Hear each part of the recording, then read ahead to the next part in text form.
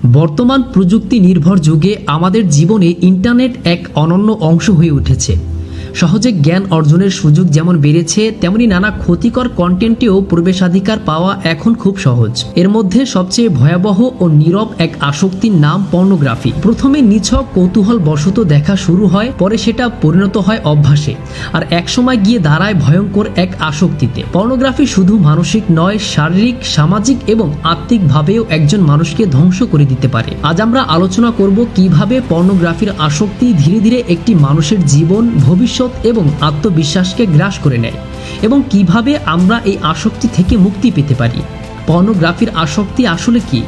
পর্নোগ্রাফির আসক্তি হলো এমন এক মানসিক অবস্থা যেখানে ব্যক্তি বারবার পর্নো দেখার প্রতি আকৃষ্ট হয়, নিজের ইচ্ছার বিরুদ্ধে হলেও সেটা থেকে নিজেকে বিরত রাখতে পারে না। এটা এক ধরনের বিহেভিওরাল অ্যাডিকশন, যেমন মাদক, জুয়া বা সামাজিক যোগাযোগ মাধ্যমের আসক্তি। ভয়াবহতা ও প্রভাব।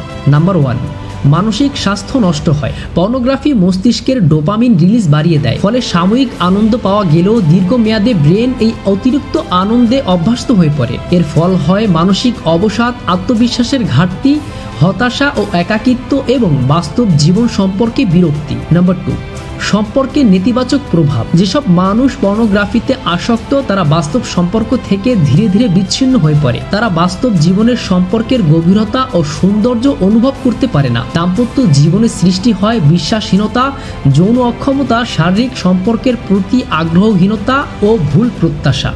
নাম্বার 3, ব্যক্তিত্ব ও আত্মনিয়ন্ত্রণ ক্ষতিগ্রস্ত হয়। পর্ন দেখতে গিয়ে ঘন্টার পর ঘন্টা সময় নষ্ট হয়, পড়াশোনা বা কাজের প্রতি মনোযোগ হারিয়ে যায়। নিজেকে নিয়ন্ত্রণ করতে না পারার ফলে সময় ব্যবস্থাপনা নষ্ট হয়, লক্ষ্য ও স্বপ্ন ভুলে যাওয়া শুরু হয়, আত্মসম্মান নষ্ট হয়, অপরাধবোধ বাড়ে। নাম্বার 4, শারীরিক ক্ষতি। অতিরিক্ত পর্ন দেখার ফলে অনেকে অতিরিক্ত হস্তমৈথুনে আসক্ত হয়ে পড়ে, যা শারীরিকভাবে দুর্বলতা তৈরি করে। অনেক সময় সেটা গড়ে তোলে যৌন দুর্বলতা, স্নায়বিক সমস্যা, চোখ ও ব্রেনের উপর চাপ। কেন এটা এত বিপজ্জনক?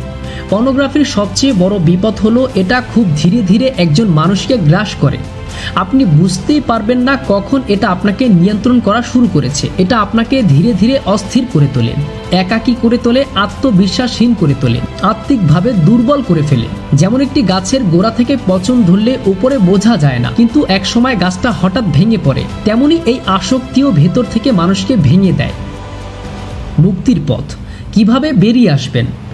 নাম্বার 1, আত্ম উপলব্ধি। প্রথম ধাপ হলো নিজেকে বোঝা। আপনি যদি নিজে স্বীকার করেন যে এটা সমস্যা, তাহলে আপনি মুক্তির পথে এক ধাপ এগিয়ে গেছেন। নিজেকে বলুন, আমি এটা ছাড়তে চাই, আমি পারবো। নাম্বার 2, পরিকল্পনা ও ডেটক্স শুরু করুন। মোবাইল, ল্যাপটপে ফিল্টার বা প্যারেন্টাল কন্ট্রোল ব্যবহার করুন। পর্ন দেখার প্রবণতা বেশি হলে ফোন থেকে নির্দিষ্ট অ্যাপ ডিলিট করে দিন। 1 সপ্তাহ, 1 মাস, 3 মাস করে ধাপে ধাপে লক্ষ্য নির্ধারণ করুন। নাম্বার 3, ব্যস্ত থাকুন ভালো কাজে। পড়াশোনা, স্কিল ডেভেলপমেন্ট, বই পড়া শুরু করুন। শরীর চর্চা করুন, এটা ডোপামিনকে প্রাকৃতিকভাবে রিলিজ করতে সাহায্য করে। পরিবার বা বন্ধু বান্ধবের সঙ্গে সময় কাটান।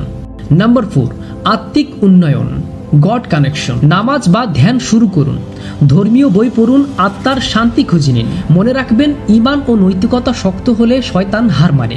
নাম্বার 5, সহযোগিতা নিন। লজ্জা নয়, সাহস দেখিয়ে কথা বলুন বিশ্বাসযোগ্য কারো সঙ্গে, পরিবার, বন্ধু বা থেরাপিস্টের সঙ্গে। মন খুলে বলুন, আপনার এই লড়াইয়ে একা থাকা দরকার নেই।